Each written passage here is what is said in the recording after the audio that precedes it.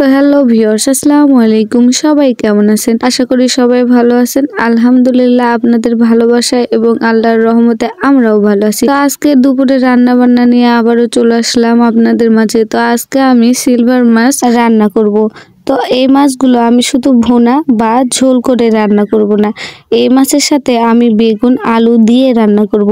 আমাদেরকে মাছের সাথে বেগুন আলু দিয়ে রান্না করলে বেশি ভালো লাগে, সেজন্য তো মাছগুলো আমি সব মশলা এক এক করে দিয়ে দিলাম। মশলা বলতে এখানে লবণ, হলুদ আর মরিচের গুঁড়া দিয়ে সবগুলো আমি মাখিয়ে নিচ্ছি। মাছগুলো মাখানো শেষ হয়ে গেলে আমি মাছগুলো ভেজে নেব। আমার মেয়ে মাছ ভাজা খেতে খুব পছন্দ করে, কিন্তু আমার আবার একদমই পছন্দ না।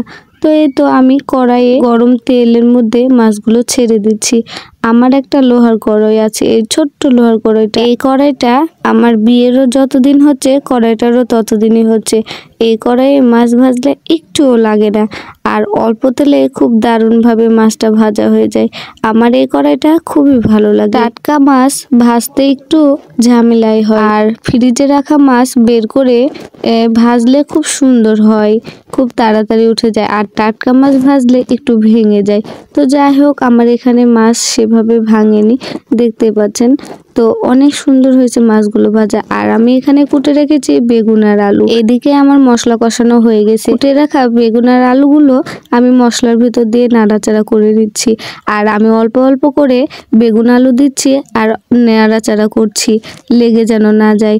আসলে কি, মশলা যদি লেগে যায় তাহলে তরকারির স্বাদটাই চলে যায়। আর এই কড়াইটা দেখে সবাই অবাক হবেন, কি কড়াই রান্না করে।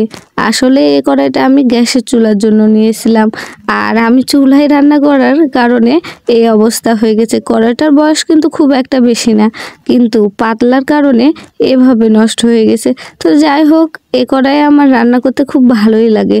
যেমনই হলে তো আর দেওয়া যায় না, সেজন্য রান্না করি। আর ধনেপাতা মাছের তরকারিতে দিলে তো অনেক টেস্ট হয়।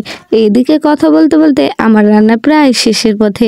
এখন আমি ঝোলের উপরে মাছগুলো দিয়ে দিচ্ছি। আমার বাড়িতে মাছের মাথা খাওয়ার দুইটা সদস্য, আমার ছেলে আর মেয়ে দুইজন একটা মাছের মাথা নিয়ে কাড়াকাড়ি করে। একটাই মাছ আসছিল, তো একটাই মাথা, কি করব, দুজনকে ভাগাভাগি করে দেব। এই তো আমার রান্না প্রায় শেষ, আমি নামিয়ে নিচ্ছি।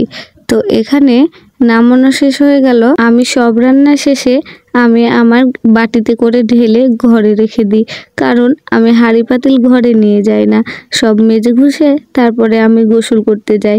আমার কাজগুলো প্রতিদিন একই রকম হয়। তো আমি আগেই বললাম, আমার আজকে একটা মাছের মাথা। দুই ভাই বোন কিভাবে কাড়াকাড়ি করছে আপনাদেরকে দেখাই। তোমার এটা পছন্দ? আর তোমার ভাইয়াকে দিবা না? কেন? ভাইয়া তুমি দুজনাকে খেতে হয় যে, একটা মাছের মাথা তো দুজনা ভাগাভাগি করে খাও। আচ্ছা, দুই ভাই বোন একসাথে খাও। হ্যাঁ,